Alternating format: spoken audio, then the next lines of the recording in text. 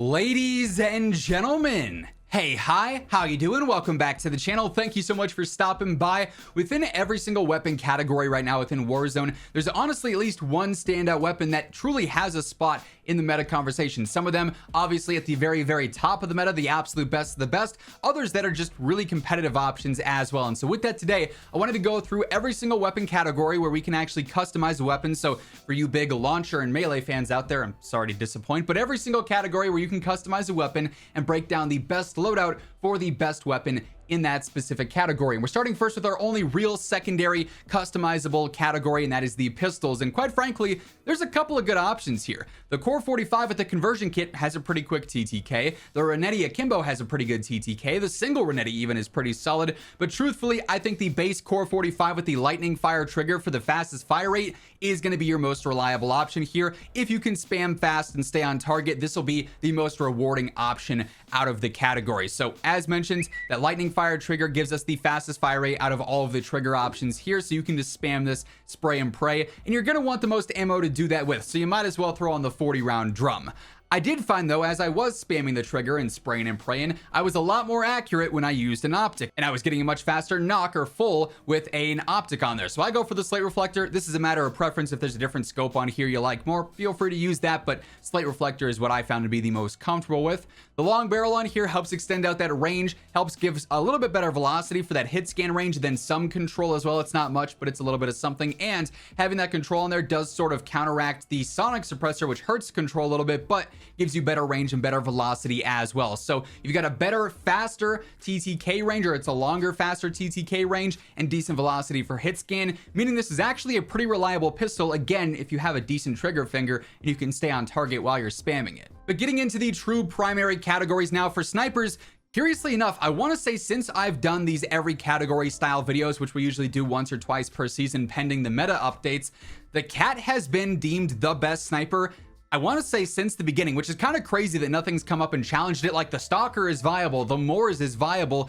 but the cat, it can infinitely one-shot headshot. It's got decent velocity. Like, you're just not going to beat this in its current state, right? So that said, all we care about is velocity here. Range does not matter since we do have that infinite one-shot headshot. So Nightfall Suppressor gives us a 15% increase to velocity. Zang 34 barrel does 10%, and then high velocity does 20%. We're at 941. That's going to be solid for bullet lead and bullet drop. You're not going to have to worry about that all that much. I also go for the tac pad stock because if I go through and hide the face cam, even with this 9% increase to the ADS speed, 756 ADS is not fast. You're going to have plenty of time to do various different activities while you're ADSing. Lastly there, I do go for the quick bolt just to get my shots off faster back to back to back. If you're looking for a screenshot here, go ahead, snap that real quick. But yeah, the cat, if it ain't broke, don't fix it, as they say, and this thing definitely is not in need of fixing in its current state. It's the best sniper. Well, at least the cat's the best classified sniper.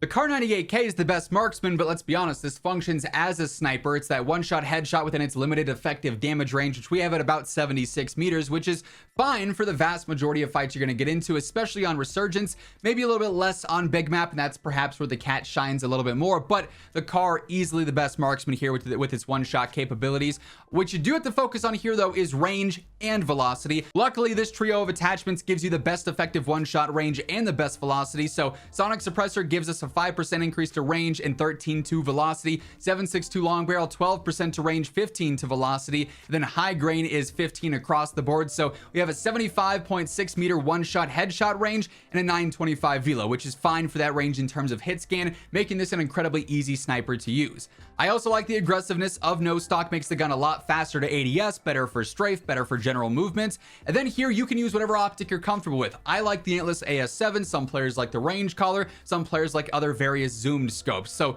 go for whatever one you are the most accurate with here. It's totally a matter of preference. But yeah, the Kar, it's been a go-to for several seasons now, and it still is as it stands. And by the way, as we are going through all the setups, all the weapons here today, if you enjoy the video, a like rating is always really appreciated. It does help share the video around to new viewers and get more eyes on the channel itself. And if you're new here, you want to guarantee that every single day you are always in the know for everything you need to know about Call of Duty, whether it's news, updates, meta breakdowns like this. Feel free to hit that subscribe button, turn on those post notifications. That way you'll never miss another video. Now for LMGs, quite frankly, there's a lot of good good options here too. The Evolver, the Holger 26, solid base options. There's some decent conversion kits in there too, like for the RAL, but to me, the Eradicator is the most rewarding yet again. It's a little bit awkward for some players because of the change in fire rate. It starts off faster than slows down, meaning ideally if you're hitting more shots as you first start to shoot, it's going to have the fastest possible TTK, but so long as you are consistently landing shots, this thing's going to be a great mid to long range weapon. And especially with this build on here, I think it's incredibly easy to use even as the fire rate does change. I go for the core stock to help with control just to make it as easy as possible, right? High grain ammo on here, it hurts the control but will gain all that back elsewhere, but it also extends out that range, and we get a great velocity stat on here, so it's going to be hit scan in pretty much every single fight you're taking, and that's also going to help out with accuracy for sure. Paracord underbarrel helps out with control, but also some movement. I mean, it's a slow LMG, so if you can speed it up, that's a win-win for sure.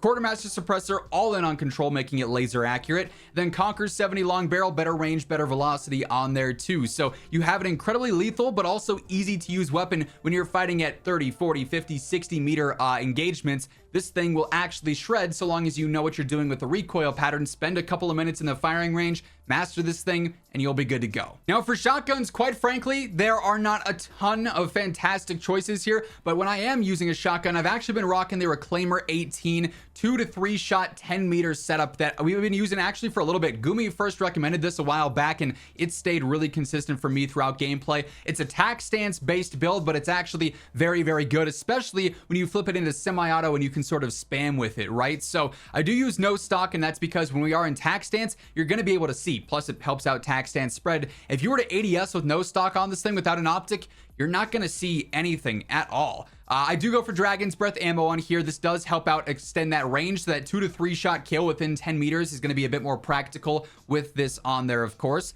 The Kimura laser helps out with tack stance spread. The 900 heavy barrel helps out with range yet again, increasing the odds of that 2 to 3 shot knock. Then full choke also helps out with that range too. So it's decently accurate when you are in tack stance, and it's pretty powerful up close. It's toxic, it is what it is, but if you're looking for a good shotgun, I recommend this a lot. It's a very fun, very consistent option. Hey everyone, quickly want to give a big shout out to my friends over at G Fuel. If you're looking to stay energized or hydrated, look no further than G Fuel. They got a little bit of something for everyone. If you need to focus up and need some extra energy, the cans and the tubs got you covered there. And if you're just looking to stay hydrated, they've got the hydration formula as well. And of course, if you're looking to save some money, because let's be honest, who doesn't want to save a little extra cash, you can throw in code Immortal at checkout and get 20 to 30% off any given item on the site. Obviously, with Black Ops 6 on the horizon, you want to make sure you're stocked up, so if you're looking to grab anything at all from the G Fuel site, check out the link down in the description below. Now for SMGs, I'm not gonna lie, this is a hard one to pick out and say definitively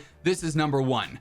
I'm leaning towards the static just because of its consistency with its TTK. Up close, it's still one of the few fastest options in the category. It's got a great effective damage range. It's really easy to use. Like, it's checking all the right boxes enough for sure. Whereas the Superi, it kind of falls off a little bit in terms of damage when you get out into the early mid range, although it is super fast and I like that a lot more. Its range is lacking a little bit. The Striker, really good effective damage range beyond, you know, like its close range. Its mid range is phenomenal. So there are options here. There is a good competition within the SMG meta, but the static just seems to be the most well-rounded as it stands right now. So that said, here I am going for the light stock, just better mobility across the board, faster ADS, better strafe, really like the feel of that. I'm still rocking the Nidar Model 2023 scope on here. I found myself to be the most accurate when using this gun when I've got that on there. Paracord under barrel, better strafe, better movement speed. I think Jack Slash is viable here too, with a better movement speed, better attack sprint speed. You can bounce back and forth between either of those, and you're gonna have a good time.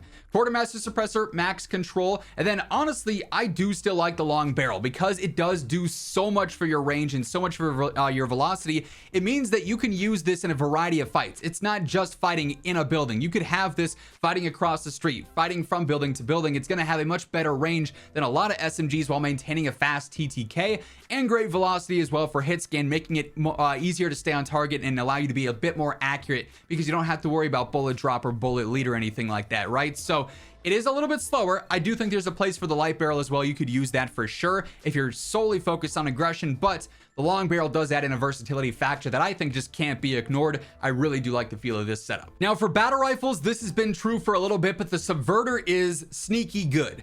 I think people overlook this because it is a battle rifle. It's a little bit heavier and awkward in some situations. The S-curve recoil can kind of throw players off, but this is a really good recoil control setup here. And when you're landing shots, especially over range, this actually has a better TTK than a lot of options in the game. It's actually one of the better choices right now if you're purely looking for damage output and time to kill, right? So I personally love the iron sights on this build. I think they're super clean and I can be very accurate with them even over some longer distances. So I focus on optimizing the control and the range. So 50 round extended mag, very basic, self-explanatory there. High grain ammo on here, better velocity, better range. So hit scan's going to be solid. You got a decent effective damage range and damage drop off beyond that.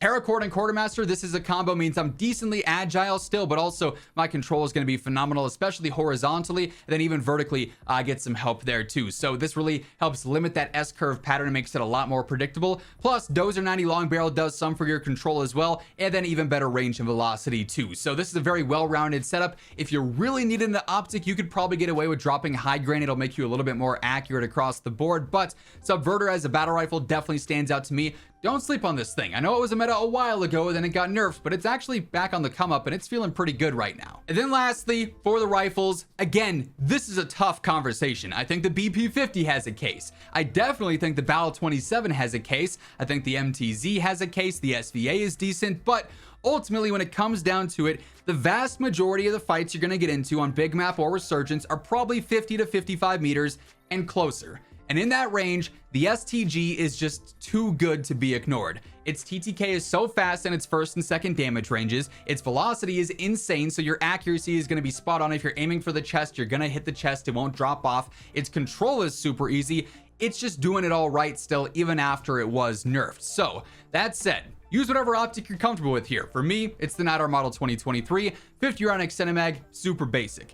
C70 long barrel, better range, better velocity. Even without using high grain ammo, we've got an 1165 velo. That's insane. That is so good. You won't really ever need more than that to begin with. So we're all set there. We don't even need high velo. Instead, we can go for paracord on our barrel, keep us agile to a certain extent and help out with that control even more. Then Quartermaster suppressor means that this thing's just going to be an absolute laser beam and you'll be set from the get-go. Whether you're fighting at 20, 30, 40, 50 meters, this thing is going to fry as a rifle. Get your sights up, get your shots on. No one's going to be able to stand a chance one-on-one just because of how accurate and how strong this thing still is. And that being said, those are the best meta loadouts in every category right now, and that's gonna wrap things up. If you enjoyed the video, if you found it helpful, do me a favor, drop a like on it. And if you're new to the channel, you want to see how this meta evolves as we head into season 6, we'll of course be covering all the best weapons and everything else you need to know, so feel free to hit that sub button on your way out. But once again, thank you so much for tuning in, and until next time, take it easy, have an awesome rest of your day, and I'll catch you later. Peace out.